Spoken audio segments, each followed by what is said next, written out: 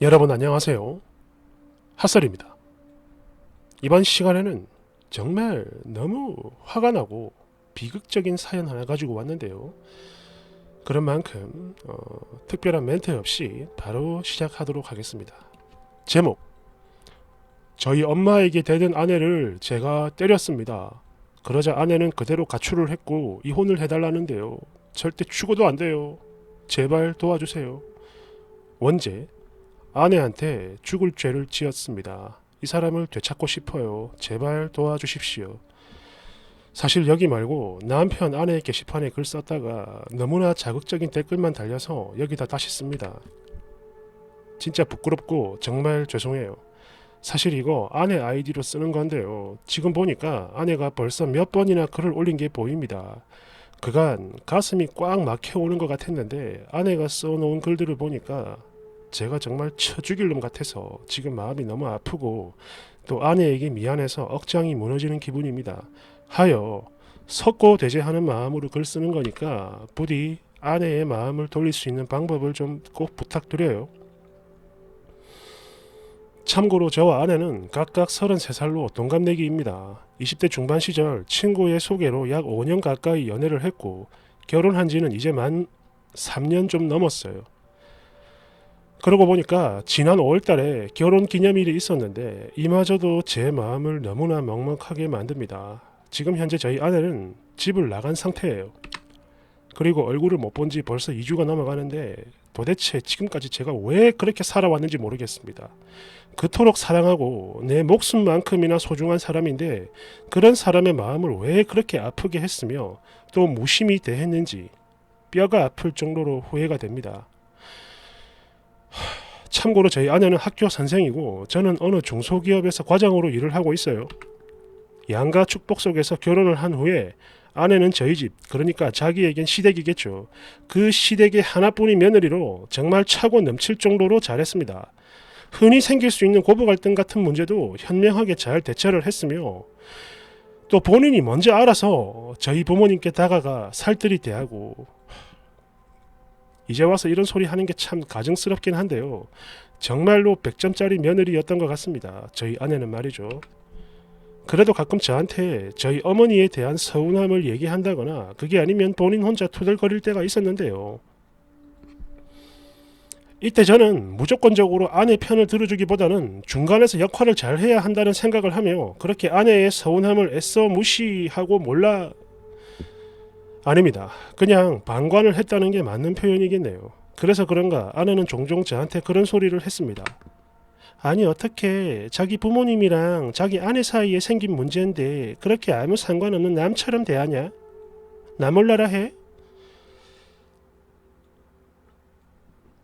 이게요, 사실 정말 부끄러운 변명이고 또 핑계겠지만 저는 그렇게 하는 것이 그냥 옳은 건 줄 알았습니다. 괜히 제가 껴들게 되면 더 나빠질 거라는 생각을 했었죠. 그리고 저희 아내가 임신을 2번 했었습니다. 참고로 저는 외아들이지만 아내는 4남매 중 둘째예요. 그렇게 다복한 가정에서 자라서 그런가 자녀 계획을 되게 많이 세우더라고요. 저는 딱 하나만 낳고 싶었는데 아내는 달랐습니다. 적어도 3명은 꼭 낳아야 하고 능력이 된다면 더 낳아야 한다. 이런 소리를 했었죠. 그리고 아내는 형제가 많은 가정에서 자랐기에 평소 참 사람이 뭐랄까 이타적이고 성격이 매우 좋은 사람입니다. 사교성 높고 늘 밝은 얼굴에 남들한테 양보도 잘하고 또 가족에 대한 애착도 되게 많은 사람이었죠. 한마디로 착한 사람이었다 이겁니다. 반면 저는 너무나 이기적이고 저 하나밖에 모르는 면이 많아요. 변명의 여지가 없습니다. 그냥 인정할게요. 어릴 때부터 부모님 2분 사이가 굉장히 나빴고 해서 저 역시 부모님과의 유대감이 별로 없습니다. 그냥 말 그대로 오냐오냐 하며 키워주셨기에 그게 무엇이든 항상 제가 우선이었고 그런 만큼 제 것을 다른 사람과 나눈다는 걸 극도로 싫어했습니다. 그런데 그랬던 제가 아내와 장시간 연애를 하면서 저와는 전혀 다른 이 사람을 보며 많은 반성과 노력을 했고 조금이지만 변화를 한 것은 사실입니다. 하지만 어릴 때부터 이기적으로 제 주관적으로만 살아왔기 때문에 쉬이 변하지 못한 건 역시 사실이에요. 지금 이 글을 쓰면서 저를 한 번 더 돌아보게 되는데, 여하튼 아내 말처럼 아이를 많이 낳으려면 그만큼 경제력도 뒷받침되어야 하고, 또 아내와 제가 노후 자금으로 모아야 할 그 돈의 전체 양도 팍 줄어버리고, 그러니까 저는 이런 생각, 저를 위한 이런 생각이 강해가지고 아이를 많이 낳고 싶다는지 않았다는 게 제 생각입니다. 아니, 솔직히 말씀드리면 저는 아이가 없어도 괜찮다 이런 생각을 했었죠. 왜? 손해를 보는 거니까. 그랬는데 세상 어느 누구의 말처럼 아이는 하늘이 보내주신다고 제 나름 열심히 피임을 했음에도 불구하고 결혼 1년 차에 덜컥 아이가 생겼습니다. 그리고 그걸 알게 된 아내는 엄청 좋아하더군요. 하지만 평소 몸이 약하고 여리여리한 아내, 역시나 입덧도 되게 심했고 막 탈수증도 오고 그랬습니다. 그렇게 본인 몸 상태가 안 좋다며 휴직을 하고 몸 관리와 더불어 태교에 전념을 하고 싶다는 얘기를 많이 했는데요. 예, 맞습니다. 제가 그걸 뜯어 말렸죠. 야, 남들 다 겪는 일인데 너 혼자 유난 떨지 마! 라고 말입니다. 맞습니다. 그냥 제가 미친놈이고 입이 10개라도 할 말이 없어요. 정말 할 수만 있다면 당장 과거로 돌아가 저 미친 아가리를 가위로 확 잘라버리고 싶습니다. 결국 그러다가 8주 차에 유산이 되었는데요. 절대적인 안정이 필요한 그 시기에 애들 시험 기간이다, 수학여행이다 등등 너무 많은 무리를 했던 거죠. 그리고 뱃속 아이를 잃은 어미의 마음을, 그런 아내의 마음을 남도 아닌 남편인 제가 너무나 몰랐던 것 같습니다. 당시 저희 아내는 하늘이 무너진 듯 너무나 힘들어했고 그 약한 몸으로 매일 밤을 울며 보냈는데, 저는 그런 아내한테 야, 자는데 방해되잖아, 나가서 울어! 라며 윽박을 질렀고, 또 마음만 먹으면 얼마든지 가질 수 있는 게 아이야. 계획도 없이 덜컥 들어섰는데 괜히 무리를 하니까 일이 이렇게 되는 거 아니냐고. 차라리 잘 됐지 뭐. 라는 머리에 총을 쳐맞은 소리를 아무렇지 않게 해댔습니다. 진짜 미친 새끼네요. 그리고 이건 제 생각인데 어쩌면 바로 이 순간부터 아내의 마음이 닫혔는지도 모르겠습니다. 그리고 시간이 흘러 작년 이맘때 또 두 번째 아이가 저희에게 찾아왔어요. 그러니까 아내의 첫 유산 후에 저와 아내 두 사람 모두 몸관리, 운동 같은 거 이런 걸 시작하면서 병원도 다녔고요. 그리고 아이가 들어서기 약 6개월 정도 전부터 아내는 각종 영양제는 물론이고 비타민, 철분, 엽산, 오메가 등등 몸에 좋다는 건 모조리 섭취를 하면서 그렇게 오매불망 아이를 기다렸습니다. 사실 처음엔 매일매일 지옥 속에서 사는 것 같던 아내가 어느 순간 마음을 다잡았는지 틈만 나면 병원을 다니고 아이 맞을 준비를 하는데, 지금에 와서 생각을 해보니까 그때는 참 뭐랄까요, 사람한테 생기가 넘치고 어떤 기대감이 있어서 그런가 매우 행복해했던 것으로 기억이 됩니다. 사실 아내는 다낭성 난포 증후군으로 배란이 잘 되지를 않아 임신이 힘들었기에 과배란 주사를 맞고도 거의 3개월 만에 임신에 성공을 했는데요. 임신 확인하고 5주차 들어섰을 때 그제서야 안심이 됐는지 거실에서 통곡을 하더군요. 하지만 아기집이 제대로 자리 잡지를 못해 결국 또 계류유산이라는 비극을 맞게 됐고, 아내는 그냥 그대로 마음을 놔버렸습니다. 그 충격에서 전혀 벗어나질 못하며 겨우 거의 몇 달을 우두커니 집안에서만 보내더라고요. 그리고 이때 제가 위로를 해줬어야 했는데 정말 멍청하게도 전혀 그러질 못했습니다. 힘들게 일 마치고 집에 오면 늘 어두운 거실에서 멍하니 앉아 알 수 없는 생각이 잠겨있는 아내. 저는 그런 아내가 보기 싫었고 매일 밤 술을 마셨으며 툭하면 밤 12시 아니 새벽에 귀가를 하는 등 점점 아내와 대화가 없어지기를 몇 달. 그 긴 시간 동안 웃음 많고 밝고 상냥하던 아내는 정말 다른 사람이 된 양 완전히 변해버렸습니다. 딴 사람이 된 거죠.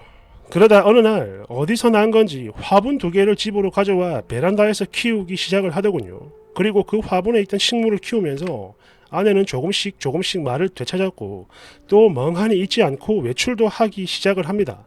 꽃시장, 화초축제 등등 여기저기 막 돌아다니며 활력을 되찾는 것까지는 저도 좋았어요. 정말 좋았습니다. 그런데 문제는 이게요. 또 2달 정도가 지나자 처음엔 2개였던 화분이 베란다를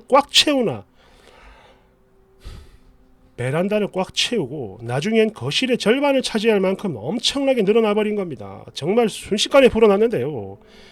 거기다 약간이지만 어떤 편집증 그런 증세를 보인 것도 바로 이때부터였습니다. 사람이 이상해졌어요. 아니 정말 어쩌면 그 전부터 그랬을 수도 있는 건데 제가 확실히 느낀 건 바로 그 즈음부터였던 것 같고요. 솔직히 매일 뚱해 있는 아내를 보는 게 너무 싫었고 딱히 관심을 가진 것도 아니니 정확히는 모르겠습니다. 언제부터 그랬는지. 정말 제가 죽일 놈이에요. 그리고 결국 이 일로 큰 사고가 생기게 됐는데요. 그러니까 하루는 연락도 없이 찾아온 저희 엄마가 그 엄청난 양의 화초들을 보시곤 기함을 하셨는데 그런 만큼 아주 화가 단단히 나셨고 당장 모조리 치우라며 고함도 치셨습니다. 그리고 여기서 저희 아내가 눈이 돌아버린 거예요. 사실 이거 저도 처음 본 겁니다. 지금까지 생전 다른 누군가에게 화를 내기는커녕 큰 소리 한번 쳐본 적이 없던 사람이었는데 마치 사람을 잡아 죽일 듯 저희 어머니를 노려보며 그렇게 맞서고 소리치고 대들고 싸우는 겁니다. 그냥 악다구니를 지르는 거예요. 비명처럼. 그리고 그런 모습에 저는 물론 어머니도 경악을 했고 아니 너무 놀라가지고 입을 다물지 못했으며 그렇게 아무 말도 못하는 저희 어머니 앞에서 아내는 정말 끝까지 소리를 지르며 지 혼자 악을 쓰는 겁니다. 그래서 제가 아내를 때렸습니다. 저도 모르게 뺨을 그냥 있는 힘껏 후렸는데 물론 지금이야 죽고 싶을 정도로 후회가 되지만 당시에 저는 그저 아니 이런 신발 진짜 미쳤나 이런 생각만 했었던 것 같아요. 예, 그냥 제가 죽일 놈이고 쓰레기입니다. 여하튼 제가 그렇게 하고 나니까 아내는 더더욱 흥분을 했고 온갖 욕설을 다 내뱉더니 그대로 신발장으로 달려가 거기에 있던 공구통에서 망치를 꺼내들고 와가지고 저와 제 어머니가 보는 앞에서 괴성을 지르며 거기 있던 화분을 모조리 깨부수고 박살냈습니다. 그렇게 엉망진창으로 깨진 화분에 발이 베이고 손등이 막 찢겨져 피가 철철 흘러나오는데도 아내는 전혀 아랑곳하지 않았으며 제가 온몸으로 뜯어 말릴 때까지 망치질을 멈추지 않았습니다. 결국 깜짝 놀란 저희 어머니는 바로 그 길로 대구로 돌아가셨고 아내는 난장판이 된 거실을 뒤로 한 채 그대로 안방으로 들어가 침대에 누워버렸죠. 그리고 이때 팔이며 다리며 온몸 여기저기서 피가 줄줄 흘러나오는데도 아내는 정말 눈 하나 까딱하지 않았습니다.